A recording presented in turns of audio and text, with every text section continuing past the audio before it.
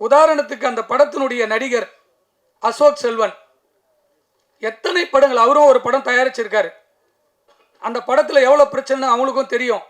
உனக்கு யார் உங்கள் அப்பா அம்மா கொடுக்கலையே, நீ கல்யாணத்துக்கு அப்புறம் உங்கள் அப்பா அம்மாவுக்கு ஒரு கார் வாங்கி கொடுக்குறியா, யாருடைய பணம்? அப்படிப்பட்டவரை முதலில் சந்திக்க வேண்டும் என்று நேரடியாக சந்தித்து எவ்வளவு பேலன்ஸ் இருக்கோ அப்படியே எடுத்து போய் கையில் கொடுத்துட்டு டேட்டு கேட்டு வந்தேன்.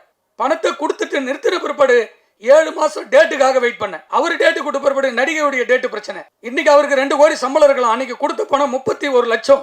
31 லட்சம் இன்னைக்கு பேங்க் வட்டி போட்டால் கூட 1 கோடி ரூபாய் வட்டியாச்சு. இன்னைக்கு 2 கோடி 3 கோடி அவர் சம்பளம் சொல்றாரு. வாங்கட்டும், சந்தோஷம். ஒரு இயக்குனரும் ஒரு தயாரிப்பாளர்னா எந்த நடிகையே கிடையாது. இன்னைக்கு 10 கோடி பிசினஸ் ஆகுதுன்னா 10 தயாரிப்பாளர்கள் செத்த பிற்பாடு தான் ஒரு நடிகன் உச்சத்துக்கு போறான். ஒரு இயக்குனர் இத்தனை வருஷம் போராடி ஒரு படம் எடுத்து வச்சிருக்காரு. இந்த இயக்குனர் கதை சொல்லி உனக்கு பிடிச்சதானே அந்த படத்துக்கு நடிக்க வந்தீங்க. ஒரு 2 மணி நேரம் 1.5 மாசமா சொல்லிட்டு இருக்கோம். சொல்றோன்னு ஒரு நாள் பதில் இல்லை. தயாரிப்பாளர்கள் பணம் கொடுத்தால் மட்டும்தாங்க ஒரு நடிகன் ஷூட்டிங் ஸ்பாட்டுக்கே வர முடியும். வீட்டுல இருந்து கிளம்பி வர கார் வரைக்கும், பெட்ரோல் இருந்து கேரவன்ல இருந்து தங்கறதுல இருந்து சாப்பாடுல இருந்து வீட்டுக்கு போற வரைக்கும் ஒரு தயாரிப்பாளர் கொடுக்குற பணம், ஒரு தயாரிப்பாளர் கொடுத்த பணம். அவங்க எத்தனை சொத்து தாலி தவிர எல்லாத்தையும் வித்து கொடுக்குறாங்க யாருக்கு தெரியும்? அதுக்கப்புறம் பார்க்குறேன் தனுஷ் ஒவ்வொரு படத்துலையும் முன்னாடி நிற்கிறார். இன்னைக்கு கூட போய் இந்த ஃபங்க்ஷனுக்கு வருது, ஒரு ப்ரொமோஷன் சாங் விடுறதுக்காக ஓடுறாப்புல ஒரு ஹீரோ. அடுத்த படம் எனக்கு 25 கோடி, ஓடிடியில் 15 கோடி, நான் 5 கோடி கொடுக்குறேன், எடுத்துகிட்டு போவேன் படத்தையே. இந்த வேதனை சொல்லவே கூடாதுன்னு நினச்சேன். ஆனால் நேற்று நைட்டு வரைக்கும் சரி வேண்டான்னு தான் பொறுமையாக இருந்தோம். ஒவ்வொரு நடிகனும் தான் படத்தில் கமிட் ஆகிறவங்க அத்தனை பேரும் அந்த படத்துக்கு வரணும்னு சொல்லி நிறைய பேர் கொஞ்சம் லேட்டாக வந்தாங்க. அதுக்காக தான் பேசணுன்ற ஒரு கண்டிஷனில் இங்கே நிறைய எமோஷனல் இருக்குது. அதெல்லாம் வெளியில் சொல்லக்கூடாதுன்னு பார்க்குறோம். ஒரு நல்ல கதை தான் தமிழ் சினிமாவை உச்சத்துக்கு கொண்டு போகுது. அந்த நல்ல கதையை உருவாக்குவதற்கு ஒரு நல்ல தயாரிப்பாளர் இருந்தால் மட்டும்தான் அந்த படம் வெளிவரும். இல்லைன்னா எவ்வளோ பெரிய உச்சத்தில் இருக்கக்கூடிய நடிகனாக இருந்தாலும், நடிகையாக இருந்தாலும், எவ்வளோ பெரிய டெக்னீஷியனாக இருந்தாலும் அந்த படம் தடைப்பட்டு தான் இருக்கும். அப்படி எண்ணற்ற படங்கள், நல்ல கதைகள் கொண்ட நல்ல படங்கள் எல்லாம் பாதியிலே எடுக்கப்பட்டு நிறுத்தப்பட்டிருக்கிறது. படத்தை முடித்துவிட்டு நிறுத்தப்பட்டிருக்கிறது. வெளியீடு செய்வதற்கு தவித்து கொண்டிருக்கிற இந்த இக்கட்டான சூழ்நிலையில் பல படங்களை பார்த்து கொண்டு விடுபட்ட கதைகள் எல்லாம் யோசிச்சு தினந்தோறும் சினிமாதான் என்று வாழ்க்கையை அர்ப்பணித்த பிறகு நாமளும் வெற்றி வரிசையில் வர வேண்டும் என்பதுதான் ஒரே எண்ணமாக, ஒரே குறிக்கோளாக, ஒன்று உச்சத்தை தொடக்கூடிய ஒரு இயக்குனராக, இல்லை என்றால் ஒரு உச்சத்தை தொடரக்கூடிய ஒரு தயாரிப்பாளராக வர வேண்டும் என்பதுதான் என்னுடைய கனவு. வேறு எதுவுமே என்னுடைய நோக்கங்கள் இல்லை. நான் தயாரிப்பாளராக ஆவேன் என்பது ஒரு நாளும் நான் நினைத்து கூட பார்க்காத ஒரு தொழில். ஏனென்று சொன்னால், மறைந்த என்னுடைய குருநாதர் திரு கே சுபாஷ் அவர்கள் ஒரு அப்பாவாக, ஒரு அண்ணனாக, ஒரு நண்பனாக அவரிடத்திலே நான் பணியாற்றியிருக்கிறேன்.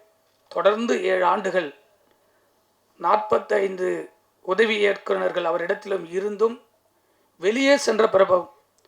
அவருடைய வழியிலே இவ்வளவு படங்கள் எடுத்திருக்கிறார், இவ்வளவு படங்களை வெளியிட்டிருக்கிறார். நாம் ஒரு இயக்குனராக வெளியே வரும்போது மிகவும் ஜாக்கிரதையாக சினிமாவை கையாள வேண்டும் என்பது அவரிடத்தில் இருந்ததான் நான் பயிற்சி எடுத்தேன். அப்பொழுது என்னுடைய மனதிலே தோன்றியது, ஒரு இயக்குனராக அவர் அலுவலகத்திலே செல்லாத எந்த ஒரு சினிமா கலைஞனும் இல்லை. இன்று இருக்கக்கூடிய முதலமைச்சர் உட்பட அவருடைய அலுவலகத்திலே நான் பார்த்திருக்கிறேன். அவர் சந்திக்காத மனிதர்களே இல்லை. அவர் கடைசி காலகட்டத்தில் என் மனதிலே ஒரு ஆழமான பதிவு வந்தது. இயக்குனராக மட்டுமே நான் வழி நடத்த வேண்டும் என்று எனக்குள்ளே ஒரு கேள்வியை எழுப்பிய பிறகு அவருடைய கஷ்டங்களை நேரடியாக பார்த்து இயக்குனராக மட்டும் இருந்தால் நாம் சந்தோஷமாக மட்டுமல்ல, நிம்மதியாக போய் தூங்கலாம் என்று நினைத்தேன். காரணம், 20 படங்களை தயாரித்த பிறகுதான் அவருடைய கஷ்டங்களை நான் உணர்ந்தேன். ஆனால் அந்த கஷ்டங்களை எல்லாம் அவரிடத்தில் நான் கேட்கும்போது சொல்லுவார், நாம் நேசித்து வந்த தொழில், நாம் எதையும் கொண்டு வரவில்லை. ஒரு இரவில் ஒரு வெற்றி வந்தால் எல்லாம் சரியாயிடு விடும்டா, நீ கவலைப்படாத, எனக்கு தெரியும் அப்படின்னுவார். சார், நீங்கள் ஒரு பெரிய ஜாம்பவான், உங்களுடைய படைப்பு சத்திரியன் என்கின்ற மாபெரும் ஆக்ஷன் படத்தை பார்த்து உங்களிடத்திலெல்லாம் வேலை செய்ய வேண்டும், உங்களெல்லாம் சந்திப்பேனான் என்று பல நாட்கள் சென்னையிலே நான் சுற்றிய காலங்கள் உண்டு. தயாரிப்பு வேணாம் சார், ஒன்லி டைரக்ஷன் பண்ணுவோம் சார் அப்படின்னு சொல்லும்போது கடைசி உதவி இயக்குனராக அவரிடத்தில் நான் பணி செய்தேன். அதுதான் எனக்கு முதல் இடத்தில் கொண்டு போய் சேர்த்தது. 45-60 உதவி இயக்குனர்கள் அவரிடத்தில் இருந்து கடந்து பிறந்தது நான் கடைசியாக சேர்ந்தவன். தொழிலை நேசித்து கொண்டே இருந்தால் அந்த தொழில் உன்னை கொண்டு போய் சேர்க்கும் என்று அவர்தான் எனக்கு அறிவுரை சொன்னார். ஆனால் அவருடைய அந்த தொழில் பக்தியை பார்த்து பார்த்து தயாரிப்பு வேண்டாம் என்று நான் நிலையாக இருந்தேன். அவர் காம்ப்ரமைஸில் தான் சொல்றாரு, கடுமையான நெருக்கடி ஒரு தயாரிப்பாளர்கிட்ட தான் இருக்கு. தயாரிப்பாளர் போடுகிற பணங்கள் அவருக்கான நிலையான ஒரு இடத்தை கொடுக்கவில்லை என்று அன்று நான் உணர்ந்தேன். ஆனால் அந்த காலகட்டத்தில் மதிப்பு மரியாதை எல்லாம் ஒரு தயாரிப்பாளர்களுக்கு மட்டும்தான் இருந்தது. ஆனால் இப்ப 10 ஆண்டுகளுக்கு மேலாக தயாரிப்பாளர்களுக்கு மதிப்பு எதுவுமே இல்லை, மற்றவர்களுக்கு அனைவருக்குமே மதிப்பு இருக்கிறதை நான் உணர்ந்தேன். ஒவ்வொரு நாளும் உணர்ந்தேன். தயாரிப்பாளர் கடவுளால் நான் ஆக்கப்பட்டேன். எனக்கு அந்த நினைப்பே வந்ததில்லை. ஒரு இயக்குனராக மட்டும் இருந்திருந்தால் இன்று என்னிடத்தில் ஒரு 20-25 கோடிகள் சொத்து இருந்திருக்கும். ஆனால் ஒரு தயாரிப்பாளராக தன்னைத்தானே தியாகம் பண்ணி தினந்தோறும் சம்பாதிக்கிறேன். சினிமாவில் எவ்வளோ வழிகள் இருக்கு. இன்னைக்கு 10,000 வந்தால் கூட நான் கதைக்காகவும் உணவுக்காகவும் என் தொழிலுக்காகவும் நான் முதலீடு செஞ்சுட்டு இருக்கேன். இது எதுவும் போய் சாப்பிடணும்னு அவசியமே இல்லை எனக்கு. ஆனால் இதையெல்லாம் கடந்து சினிமா என்கின்ற ஒரு புனிதமான தொழில் தயாரிப்பாளர்கள் இல்லை என்று சொன்னால் இல்லை என்பதனை நான் திடமாக தயாரிப்பாளர் ஆன பிறகு உணர்ந்தேன். இதையெல்லாம் சொல்லுவதற்கு ஏன் என்று சொன்னால், இந்த படம் நான் பல காலகட்டங்களை கடந்த பிறகு 20-21 ஆண்டுகளை கடந்து பல படங்களை நான் பார்க்கிற போது, இருக்கிற பிரச்சனைகளை சந்திக்கிற போது, நான் எதிர்பார்க்காத இயக்குனர் சங்கத்தில் என்னை இணைத்து கொண்டவர் என் குருநாதர் வழியிலே. நான் குருநாதராக வேலை செய்யவில்லை என்று சொன்னாலும் அப்பாவாக, அண்ணனாக, நண்பனாக எப்பொழுதுமே என் மனதில் இருக்கக்கூடியவர் என் சுபாஷ் சாருக்கு பிறகு டைரக்டர் விக்ரம் சார் அவர்கள். ஏனென்று சொன்னால், எந்த வழியில் வருகிறோமோ அந்த வழியை தான் நம்மளுக்கு உயர்ந்த இடத்தில் கொண்டு போய் சேர்க்கும் என்று சொல்வார்கள். நான் அவரிடத்தில் ஒரு வாரத்தில் பேசவில்லை, சந்திக்கவில்லை என்று சொன்னால் என் மனம் சோகமாகும். நேற்று இரவு தொலைபேசியில் சொல்லி, இந்த படம் மாபெரும் வெற்றியாக அமையும், உன்னுடைய எல்லா இடத்திலும் நான் இருப்பேன், என்னால் இப்போ வர இயலவில்லை, எனக்கு உடல்நிலை சரியில்லை என்று திரு விக்ரம் சார் சொல்லுகிற போது எனக்கு நேற்றிரவு மனது வலித்தது. எவ்வளவு பெரிய இயக்குனர், அவருடைய வாழ்த்தெல்லாம் கிடைக்க வேண்டும் என்று மட்டும்தான் நான் அவரிடத்தில் இன்று வரை ஒரு குருவாக, அண்ணனாக, நண்பனாகவும் அவரிடத்தில் சென்று கொண்டிருக்கிறேன். ஆனால் இதையெல்லாம் ஏன் சொல்கிறேன் என்று சொன்னால், ஒரு சினிமா வெளிவருவதற்கான தடைகள் எவ்வளவோ இருக்கிறது. இந்த 20-21 ஆண்டுகளை கடந்த பிறகு நிறைய படங்களை பார்க்க ஆரம்பித்தேன். இயக்குனர் சங்கத்தில் 10 ஆண்டுகளுக்கு மேல் அப்படியே பதவியில் அப்படியே செல்ல செல்ல செல்ல என்னுடைய அனுபவத்தை கற்றுக்கொண்டேன். அந்த அனுபவம் எப்படி வந்தது என்று சொன்னால், நான் சினிமாவை நேசித்து என்னுடைய கிராமத்தில் இருந்து நான் வந்தது அண்ணன் செல்மோனி அவர்களை சந்திக்க வேண்டும் என்பதுதான் என் கனவாக வந்தேன். 93 அவரை சந்திப்பதற்காக நான் வந்தேன். சந்திக்க முடிக்கவில்லை. திரும்ப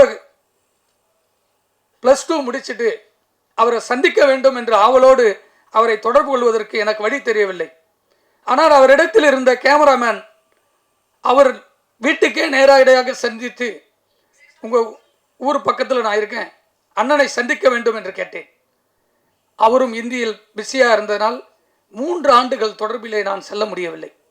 இதையெல்லாம் ஏன் சொல்லுகிறேன் என்று சொன்னால், அப்படிப்பட்ட மாபெரும் வெற்றிகளை கொடுத்த அண்ணன் செல்வமணி அவர்களை சந்திப்பதற்கும் அவரோடு இணைந்து நான் வேலை செய்வதற்கும் அவரோடு பயணிப்பதற்கும் இந்த இயக்குனர் என்கின்ற அவதாரம், இயக்குனர் சங்கம் என்ற அவதாரம் தான் இந்த சினிமாவை நேசித்ததினால் எனக்கு வழியை ஏற்படுத்தி கொடுத்தது. எந்த தொழிலை நாம் உண்மையாகவும் நேர்மையாகவும் நேசிக்கிறோமோ அந்த தொழில் ஒரு நாள் நம்மளை உச்சியில் கொண்டு போய் சேர்க்கும் என்பது என்னுடைய எண்ணம். அதன் பிறகு இந்த 4 ஆண்டுகளில் கொரோனா காலகட்டத்தில் சந்திக்காத பிரச்சனைகளை எல்லாம் இந்த கொரோனாவில் நான் சந்தித்தேன். அந்த சந்திப்பை ஒரு ஆரோக்கியமான சினிமாவுக்காக தியாகம் செய்தேன். அப்படி தியாகம் செய்கிற காலகட்டத்தில் தான் இந்த படத்தை ஒரே ஷெட்டில் முடித்திருக்கக்கூடிய என்னுடைய நண்பர் சுதாகர் அவர்கள் இந்த படத்தை என்னிடத்தில் வந்து சொன்னார். ஆனால் நான் ஒரு படத்தை முடிச்சுட்டு இருக்கேன், எனக்கு வழி தெரியல, இன்னும் 1 கோடி இருந்தால் முடிக்க முடியும்னு. அந்த ஹீரோ, அப்கமிங்கில் இருக்கிற ஹீரோ, எந்த ப்ராப்ளமே வராது, உனக்கு நான் எல்லா உதவி செய்கிறேன்னு சொல்லி அந்த படத்துக்காக இறங்கி முதன் முறையாக படத்தை பார்த்து எனக்கு இந்த படத்தில் ஏதோ ஒரு விஷயங்கள் இருக்குது என்று ஆழமாக பதிவு செய்து 5 தயாரிப்பாளர்களுக்கு இதை நான் ஆவணம் செய்தேன். அந்த 5 தயாரிப்பாளர்களும் கரண்ட்ல இருக்கிறவங்க. இந்த படம் வரும், கம்மியான பட்ஜெட்டு, நீங்கள் எடுத்து பண்ணுங்க, என்கிட்ட பணம் இல்லைன்னு ஓப்பனாகவே இன்னொருத்தரை உயர்த்த வேண்டும் என்பதற்காக அவரிடத்தில் நானே கொண்டு போய் சேர்க்க வேண்டும் என்று சொன்னேன். யாரும் முன் வரவில்லை. அதன் பிறகு சுதாவை வைத்து படத்தை முடித்து விடுவோம் என்று நான் எப்பொழுதும் மதிக்கக்கூடிய, எனக்கு அப்பாவாக இருக்கக்கூடிய இடத்தில் எப்பொழுதும் எனக்கு தமிழ் சினிமாவில் யாரெல்லாம் ஒருவர் நல்லவர்களுக்கு கை தூக்கி கொடுப்பார்கள், அந்த துணை எப்பொழுது வரும் என்று சொன்னால் உண்மையான நேர்மையான எண்ணங்களோடு செயல்பட்டால் கடவுள் ஏதோ ரூபத்தில் நம்மளுக்கு எத்தனை சேர்ப்பார். அப்படி கடவுள் ரூபத்தில் வந்தவர் தான் திரு மகேந்திரகுமார் அவர்கள். அந்த படத்தை முடிப்பதற்கு தொடர்ந்து 3 ஆண்டுகள் போராடி ஒரு பணத்தையும் ரெடி செய்துவிட்டு ஒரு நடிகனையும் நடிகையும் தேடி அலைவது இருக்கிறதே, கொடுமையினுடைய உச்சம். உதாரணத்துக்கு அந்த படத்தினுடைய நடிகர் அசோக் செல்வன் எத்தனை படங்கள், அவரும் ஒரு படம் தயாரிச்சிருக்காரு. அந்த படத்தில் எவ்வளோ பிரச்சனை அவங்களுக்கும் தெரியும். அப்படிப்பட்டவரை முதலில் சந்திக்க வேண்டும் என்று நேரடியாக சந்தித்து எவ்வளவு பேலன்ஸ் இருக்கோ அப்படியே எடுத்து போய் கையில் கொடுத்துட்டு டேட்டு கேட்டு வந்தேன். 4 வருஷம் முடிச்ச படத்தை பணத்தை கொடுத்துட்டு நிறுத்தின பிற்பாடு 7 மாதம் டேட்டுக்காக வெயிட் பண்ணேன். அவர் டேட்டு கொடுத்த பிற்பாடு நடிகையுடைய டேட்டு பிரச்சனை. இன்னைக்கு அவருக்கு 2 கோடி சம்பளம் இருக்கலாம், அன்னைக்கு கொடுத்த பணம் 31 லட்சம்.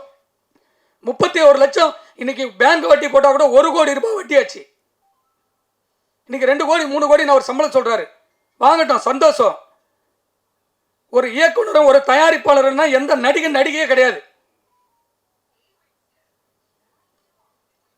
இன்னைக்கு 10 கோடி பிசினஸ் ஆகுதுன்னா 10 தயாரிப்பாளர்கள் செத்து பிற்பாடு தான் ஒரு நடிகன் உச்சத்துக்கு போறான். அந்த தயாரிப்பாளரை திரும்பி பார்க்காத எந்த நடிகனும் உச்சிக்கு போய் திரும்ப வந்ததில்லை. கீழே உழுந்து கண்ணுக்கு முன்னாடியே பார்த்துருக்கோம் எவ்வளோ நடிகர் நடிகைகளை. இதுக்காக போராடி டைரக்டர் அழகா சொல்லிட்டு போட்டார் அழகு பெருமாள் சார். அவருடைய படைப்பெல்லாம் பார்த்து பிரமிப்பில் வந்தேன். அவருக்கெல்லாம் அசிஸ்டண்டா சேரணும். அந்த உணர்வு தாங்க தமிழ் சினிமா. ஒரு இயக்குனர் இத்தனை வருஷம் போராடி ஒரு படம் எடுத்து வச்சிருக்காரு. இந்த இயக்குனர் கதை சொல்லி உனக்கு பிடிச்சதானே இந்த படத்துக்கு நடிக்க வந்தீங்க. ஒரு 2 மணி நேரம் 1.5 மாசமா சொல்லிட்டு இருக்கோம். சொல்றோன்னு ஒரு நாள் பதில் இல்லை. ஒரு தயாரிப்பாளர்கள் பணம் கொடுத்தால் மட்டும்தாங்க ஒரு நடிகன் ஷூட்டிங் ஸ்பாட்டுக்கே வர முடியும். வீட்டிலேருந்து கிளம்பி வர கார் வரைக்கும், பெட்ரோல் இருந்து கேரவன்லேருந்து தங்குறதுலேருந்து சாப்பாடுலேருந்து வீட்டுக்கு போகிற வரைக்கும் ஒரு தயாரிப்பாளருக்கு கொடுக்குற பணம் உனக்கு யார்? உங்கள் அப்பா அம்மா கொடுக்கலையே. நீ கல்யாணத்துக்கு அப்புறம் உங்கள் அப்பா அம்மாவுக்கு ஒரு கார் வாங்கி கொடுக்குறியா? யாருடைய பணம்? ஒரு தயாரிப்பாளர் கொடுத்த பணம். அவங்க எத்தனை சொத்து தாலி தவிர எல்லாத்தையும் வித்து கொடுக்குறான்னு யாருக்கு தெரியும்? ஒரு நடிகன் இந்த படத்துக்கு ப்ரொமோட் பண்ணோம். நான் டெய்லியும் அப்டேட் பார்த்துட்டே இருக்கேன். சூப்பர் ஸ்டார் எல்லா படத்துலையும் நின்று இன்னைக்கு வரைக்கும் உச்சது. அவர் வரணும்னு அவசியமே இல்லை. வீட்டில் உட்காந்துட்டு இருந்தால் கூட அந்த படம் சூப்பர் ஹிட்டு. ஒவ்வொரு படத்துக்கு நிற்கிறாரு, வாழ்த்துறாரு. அதுக்கு அடுத்து எல்லா படத்துலையும் ப்ரொமோஷனில் பார்க்குற ஒரே ஒரு அடுத்த சூப்பர் ஸ்டார் விஜய் மட்டும்தான். எல்லா ரசிகர்கள் சந்திர கண்டென்ட் பேசுறாரு, ஒரு படத்தை கொண்டு போய் சேர்க்கிறாரு. அதுக்கப்புறம் பார்க்குறேன் தனுஷ் ஒவ்வொரு படத்திலையும் முன்னாடி நிற்கிறார். ஒரு படம் வெளியே வரதுக்கும் முழு பொறுப்பு, முழு சுதந்திரமோ, முழு உரிமையோ, பல கோடிகளை சம்பாதிக்க போறது ஒரு நடிகன் மட்டும்தான். இது இந்த படத்துக்காக பேசலுங்க. எனக்கு நிறைய ஹீரோக்கள் இருக்காங்க, டெய்லி உட்காந்து சாப்பிட்டுக்கிட்டு இருக்கேன். அவங்களும் எல்லாம் இறங்கி இந்த படம் வெளியே வரணும்னு போராடுறாங்க. லாஸ்ட்டாக ஒரு படம் பார்த்தேங்க, வாஸ்கோட காமான்னு ஒரு படம். அவர் ஒரு 6 வருஷமா ஒரு படத்தை வரணும்னு ஒவ்வொரு நாளும் பேசுகிறார். இன்றைக்கு கூட போய் இந்த ஃபங்க்ஷனுக்கு வருது, ஒரு ப்ரொமோஷன் சாங் விடுறதுக்காக ஓடுறாப்புல ஒரு ஹீரோ. ஒரு இயக்குனருக்கு பெரிய பக்கபலமே ஒரு நடிகர்கள். இவங்கெல்லாம் இருந்தால் தான் ஒரு தயாரிப்பாளர்களுக்கு ஒரு பெரிய உத்வேகம் வரும். இதெல்லாம் ஏன் சொல்கிறேன்னா, ஒரு படம் வெற்றி படம் அமைந்த புறப்படும். இந்த வெற்றியை கொண்டாட போகிறது, இந்த படத்துக்கு அப்புறம் எனக்கு 2 கோடி சம்பளம் கொடுன்னு கேட்குறாப்புலன்னா இந்த வெற்றி படத்தினால தான். இந்த வெற்றி படத்தை இறக்கி இருக்கக்கூடிய பாலாஜி வந்து நல்ல படம் எடுக்கலையானா உனக்கு எப்படி 2 கோடி வரும்? அடுத்த படம் எனக்கு 25 கோடி ஓடிடியில் 15 கோடி, நான் 5 கோடி கொடுக்குறேன், எடுத்துகிட்டு போங்க படத்தையே சொல்லலாம்ல, வாயில் சொல்லிட்டு போகலாம் 20 கோடி 10 கோடின்னு. இன்னைக்கு ஒரு படம் கூட உட்காம பல கோடிகள் போட்டு ஒவ்வொரு தயாரிப்பாளரும் டிஜிட்டல் சேட்டலைட் விற்க முடியாது அவதிப்பட்டுக்கிட்டு இருக்கோம். இந்த வேதனை வந்து சொல்லவே கூடாதுன்னு நினைச்சேன். ஆனால் நேற்று நைட்டு வரைக்கும் சரி வேண்டாம் வேண்டான்னு தான் பொறுமையாக இருந்தோம். இதில் இருக்கிற எத்தனை டெக்னீஷியன் வந்து உட்காந்துருக்காங்க, எதுக்கு உட்காந்துருக்காங்க? இங்கே ஜெயிக்கணும்னு நினைக்கிறவங்க ஒவ்வொருத்தரும் வந்து போராட்ட களத்தை நிற்கிறாங்க. ஜெயிச்ச பொறுத்தவரை எல்லாருமே ஜெயிக்கணும்னு நினைக்கிறவங்களே தோக்கடிச்சிட்டு போயிடறாங்க. அதுதான் இங்கே சினிமா நடந்துகிட்டே இருக்கு. இந்த படத்தை பார்த்துட்டு அதுக்கப்புறம் வந்து ரொம்ப அமைதியாக தம்பி நிவாஸ் பிரசன்னாவை பார்த்தேன். அழகான ஒரு மியூசிக் டைரக்டர், அற்புதமான சிந்தனை உள்ளாள். ஒரு நாள் கூட நெகட்டிவாகவே பேச மாட்டாப்ல. ஆனால் வந்துடுறேன், சூப்பராக வந்துடுறேன் அப்படி ஒரு எனர்ஜி கொடுக்குறேங்க. அதுபோல் ஒரு டெக்னீஷியன்லாம் இந்த படத்தில் இருக்கும்போது தான் ஒரு பெரிய படமாக வெளியே வருவதற்கு பெரிய உத்வேகம் இருக்குது. எல்லா படம் வாங்கலுக்குள்ள ஒரு நம்பிக்கை வரணும்னா இந்த படத்தில் சொல்கிறவங்க தான். இந்த அலெக்சாண்டர் படம் பார்த்துட்டு சொல்கிறாருன்னா அவர் அதுக்கு பிடிச்சி தான் பேசுகிறார். இதையெல்லாம் ஏன் சொல்கிறேன்னா, ஒவ்வொரு நடிகனும் தான் படத்தில் கமிட் ஆகிறவங்க அத்தனை பேரும் வந்து அந்த படத்துக்கு வரணும்னு சொல்லி தயாரிப்பாளர் சங்கம், நடப்பு சங்கம், சிவாண்ணன் இருக்காரு, ராஜண்ணன் இருக்காரு, செல்லுமணி அண்ணன் இருக்காரு, தயவு செஞ்சு இந்த மேடையிலே கோரிக்கை வைக்கிறேன். ஒரு படத்தில் நடித்து அவங்களுக்கு சம்பளம் தான் கேட்க நாங்கள் கொடுத்துட்டு போகிறோம். படம் ஷூட்டிங்கு முன்னாடியே டப்பிங் கூட முடியல, பணம் கொடுத்தாதான்னு கேரளில் இருந்தாப்புல. படத்தை நைட்டோட நைட்டு வாங்கி எடுத்து போய் பணத்தை கொடுத்தோம். 4 மணி நேரம் ஷூட்டிங், 8 லட்ச ரூபாய் செலவு போச்சு. அந்த 8 லட்ச ரூபா கொடுக்க முடியுமா அசோக் செல்வனால? இதையெல்லாம் மீறி திரும்ப வந்து ஒரு படத்தை எடுத்து முடிச்சு வரும்போது ஒரு இயக்குனரோட பக்கபலமாக இருந்து அந்த படத்துக்கு எல்லா இடத்துலையும் வந்து நிற்கணும் ப்ரொமோஷனுக்கு. இது எனக்காக சொல்ல, எல்லா படத்துக்கும் எல்லா நடிகர்களும் ஒத்துழைப்பு கொடுக்கணுன்றதான் என்னுடைய எண்ணம். இது என்னுடைய படத்துக்குன்னு நான் சொல்லவே வரல. ஃபோன் எடுக்காத நடிகர் எதுக்குங்க? மேனேஜர் வைங்க, இல்லை மேனேஜர் ரெஸ்பான்ஸ் பண்ண சொல்லுங்க. ஒவ்வொருத்தருக்கும் 50,000 பேட்டா வரணும்னா 50,000 வேணுன்றீங்க. யாருக்கிட்ட பேசுறது? ஒன்று இயக்குநர்கிட்ட பேசணும், இல்லை தயாரிப்பாளர்கிட்ட பேசணும். உங்கள் ப்ராப்ளம் என்னன்னு சொன்னா அதை சால்வ் பண்ணுவோம். இது எல்லாமே வேதனையுடைய உச்சத்தில் தான் நான் பேசுகிறேன். ஏன்னா ஒரு நடிகர் நம்ம வேண்டாம் வேண்டாம் வேண்டாம் அப்படின்றதுக்காக தான் ரொம்ப அமைதியாக இருந்து இவ்வளோ பெரிய ஜாம்பவான்களாம் எவ்வளோ டைம் எல்லாம் வேஸ்ட் பண்ணி எதுக்காக வந்திருக்காங்க சொல்லுங்கள்? ஒவ்வொருத்தருக்கும் ஒரு கடமைகள் இருக்குது. இந்த படத்தில் இருக்க இந்த படம் வெளியே வரதுக்கு யாருக்கு? பிள்ளையார் சுதாகர்னு ஒரு ஆள் ஒருவர் இல்லைன்னா இந்த படம் எப்படி வரும்? ஆரம்பிச்சிருக்க முடியாது. தான் ஸ்கிரிப்டை தூக்கிட்டு போய் பாலாஜி எத்தனை வருஷத்துக்காக போராடுறாரு. அவர் இந்த படத்தை தூக்கி போட்டு வேற படத்துக்கு போயிருக்கலாமே, போல கடைசி வரைக்கும் இருக்காரு. இந்த படத்தை வராத படத்தை வருன்ற நம்பிக்கையில் எப்படி மகேந்திரகுமார் கேட்டு உடனே பணம் கொடுக்குறாரு? எனக்கு 3 படம் வந்து ஃபர்ஸ்ட் படம் தீ நகர் எடுத்தேன்.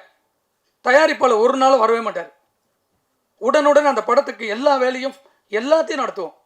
அகம்புறன்னு ஒரு படம் எடுத்தேன், அதே போல் எல்லாத்தையும் நடத்தணும். அதுக்கப்புறம் காசே தான் கிடையாது. அந்த ப்ரொடியூசர் வரவே மாட்டார். படத்தை பண்ணி கையில் கொடுத்து அந்த படத்தை ரிலீஸ் வரைக்கும் நிற்போம். என் கூட நடித்த எல்லா நடிகருமே என்னோட அப்படியே ஃப்ரெண்டாக இருப்பாங்க. இப்போ இந்த படத்துக்கு படம் 4 வருஷமாக போராட்டமாக தூங்கும் போதெல்லாம் அந்த படம் தான் வருது. எப்படின்னா வெளியே கொண்டு வரும், நல்ல படம் நல்ல படம்னு தோணிக்கிட்டே இருக்கு. இதையெல்லாம் சொல்கிறேன்னா ப்ரெஸ்ஸுக்கு இது போய் சேரணுன்றதுக்காக தான். என் படத்துக்கு வரலன்னா பரவாயில்லைங்க, அடுத்து நடிக்கிற எந்த தயாரிப்பாளருடைய படத்துக்கும் அவர் வரணும்னு சொல்லி இந்த மேடையில் இருக்கிற அத்தனை முன்னோடிகளுக்கும் சங்கத்திலுடைய நிர்வாகிகளுக்கும் தயவு செஞ்சு என்னுடைய கோரிக்கையாக வைக்கிறேன். எந்த நடிகனும் ஒவ்வொரு படத்தினுடையும் ப்ரொமோஷனில் நிற்கணுன்றதை ஒரு தீர்மானமாக எடுக்க வேண்டும் என்று உங்களுக்கு பணிவோடு கட்டளையிடுகிறேன். நன்றி, வணக்கம்.